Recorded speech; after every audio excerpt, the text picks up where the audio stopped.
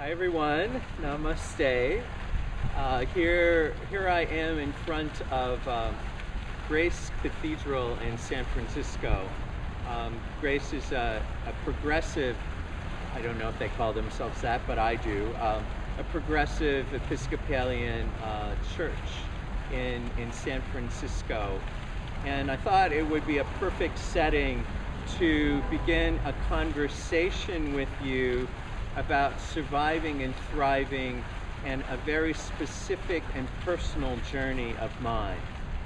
So as I tell frequently about the structures in which I first had some of my earliest mystical experiences were within the confines of fundamentalist evangelical Christianity.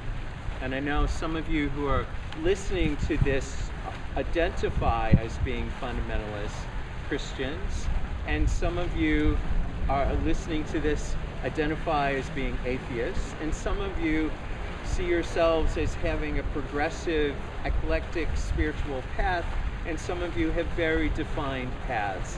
And what I want to talk about in common is the idea, though, that within religious institutions, being mindful of what I call the Stockholm syndrome. In psychology, there was, it was noted some years back, a bunch of people held hostage in a bank in Stockholm. And as they were held hostage, they actually felt cared for, fed, and sheltered from the police when they threw tear gas in. So they felt sheltered by the very people who were their hostage takers. And that principle of hostage taking and becoming bonded to your abuser is called the Stockholm syndrome. And I think for many people, the idea of and the experience of religion, of spirituality is very complicated. And it often resembles and smells like and tastes like in our bodies that experience of a Stockholm syndrome, of being bonded where there's love and where there are some really good things, and being bonded to that which is also oftentimes abusive to us. And you know, as the biblical teachings of the Christ talk about, you know, the truth, you'll know the truth and the truth will set you free. Well, whose truth?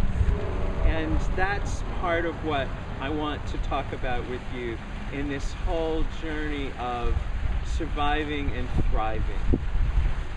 One piece of my journey as a queer man coming out that I've shared very little with people, because many people know me as a shaman, as a tantric, as a sexual healer, as a Wiccan, as, you know, they know me by many flavors and many spiritualities, but my Christian tradition, in which I had many awakenings and profound connections to what I call all that is, the divine, was also flavored with being bonded to people who believed that who I was at my very essence was not okay as a gay man.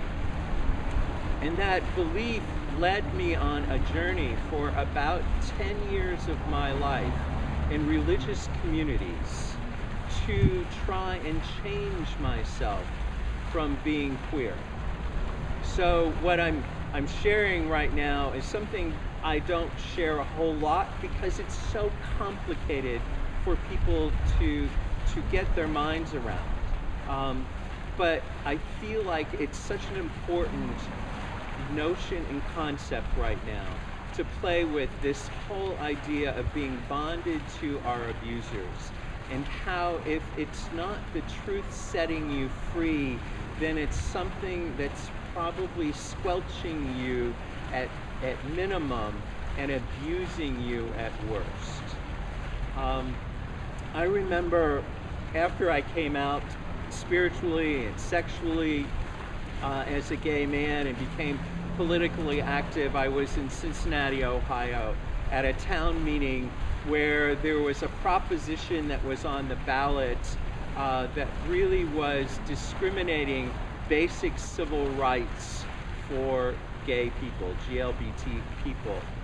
And I remember I was going to be one of hundreds of people who gave testimony both on the right and the left of this issue, and to talk about how we as queer people were divinely created and a part of the tapestry of life and should have equal rights with everyone else.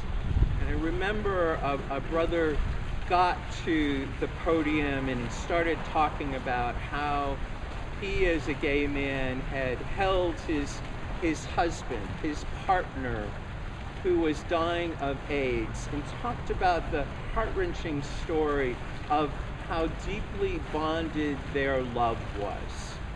And as that very tender, raw, grieving moment was being shared, someone in the crowd yelled out and just screamed over the crowd and said, "You deserve to die." And I remember, I can feel it in my body now, the sadness, my heart broke, and the awe of being able to contain those words. Here in San Francisco, Donnie and I, who's on the back of this camera and videotaping me, but we went out as pink velveteer greeters, as many of you know about. And we went out one day at the only political rally that we've ever been a part of as pink velveteer greeters. And we were waving at people, seeing what we called the beloved in the face of everyone. And there were people there who were saying, you know, we didn't have the right to marriage equality. But some of those people, once again, were saying exactly the same words as I heard at that town meeting. A man who we stood in the face of, and here we are dressed in pink velveteer greeter outfits, as you'll see. Hopefully we can put this on the video, an image of us. But we're waving and just trying to see in this man the face of the beloved, the face of the divine. And he's looking at us and he's saying, "You deserve to die." So once again, I experienced for a second time in my life how people took their religious ideas and actually held them to disqualify and to alienate and to annihilate my very existence as a gay man. That is religious abuse.